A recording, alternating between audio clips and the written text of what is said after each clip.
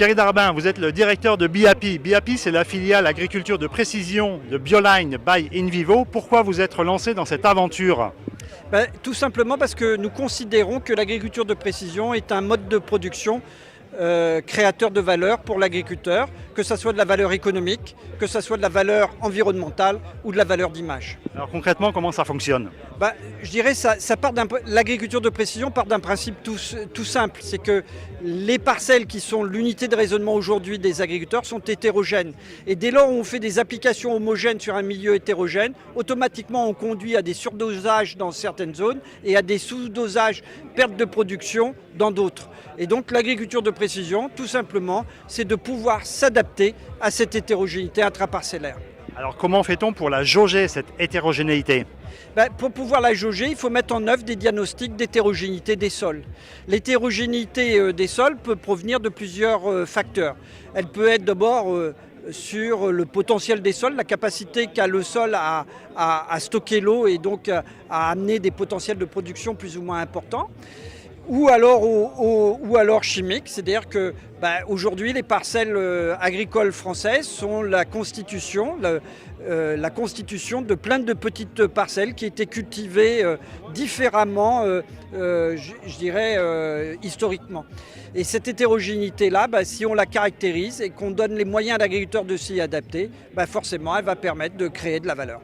Alors ici on est au Cultural, c'est le printemps et on voit fleurir plein de cartes multicolores de modulation. Est-ce que toutes les cartes se valent? Je dirais qu'est-ce que va demander un utilisateur d'une carte, c'est que la carte l'emmène à la bonne destination avec le meilleur itinéraire. Et c'est pareil pour l'agriculture de précision. Donc tout le monde est capable de créer des cartes de zonage. Ce qu'il faut maintenant, c'est de traduire ces cartes de zonage et de pouvoir caractériser chacune des zones qui ont été identifiées par des variables agronomiques que l'on va réinjecter dans les outils de conseil pour pouvoir produire le meilleur conseil. Parce que ce qui crée la valeur en matière d'agriculture de précision, c'est pas tant le diagnostic que la capacité à transformer ce diagnostic en conseil, puis ensuite en carte de modulation. Alors vous parlez de valeur, combien ça coûte, combien ça rapporte? Alors, je dirais chez nous, BIAPI, on ne parle pas de coût d'agriculture de précision, mais plutôt d'investissement. Ce sont des diagnostics qu'on réalise pour une dizaine, voire toute la vie d'une parcelle selon le facteur qu'on va étudier. Et donc il faut pouvoir analyser quel est l'investissement et la rentabilité de cet investissement.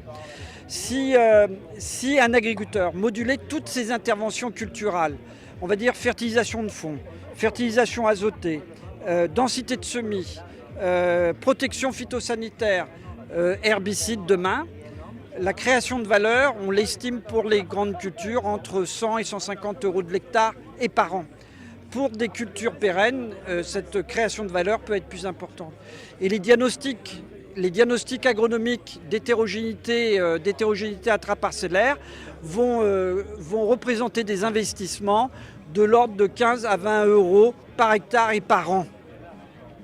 Très bien, alors ici on est en Occitanie, si je suis agriculteur en Bretagne ou en Lorraine ou dans le Limousin, comment ai-je accès à vos diagnostics, à votre expertise chez BIAPI?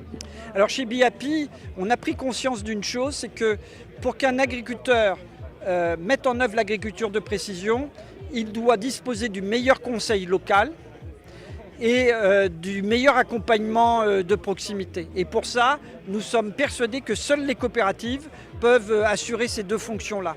Donc vous êtes agriculteur dans une autre région, vous allez consulter sur notre site biapi.coop quelles sont les coopératives partenaires de BIAPI. Et le meilleur conseil que je peux donner aux agriculteurs, c'est de prendre contact avec leur coopérative. Très bien, alors BIAPI, pour conclure, a un petit peu plus d'1 an d'existence. Aujourd'hui, c'est combien d'hectares diagnostiqués, combien d'hectares modulés? Je dirais, le chiffre est inscrit dans mon dos. Donc si on ne le voit pas, je le lis. Donc vous êtes à 100 000 hectares? Alors en technologie BIAPI, oui, ça représente à peu près 100 000 hectares. Alors lorsqu'on cumule les surfaces qui sont mises en œuvre par les agriculteurs pionniers historiques qui ont contribué à élaborer BIAPI et ceux qu'on est en train de développer actuellement. Thierry Darbin, je vous remercie. Merci à vous.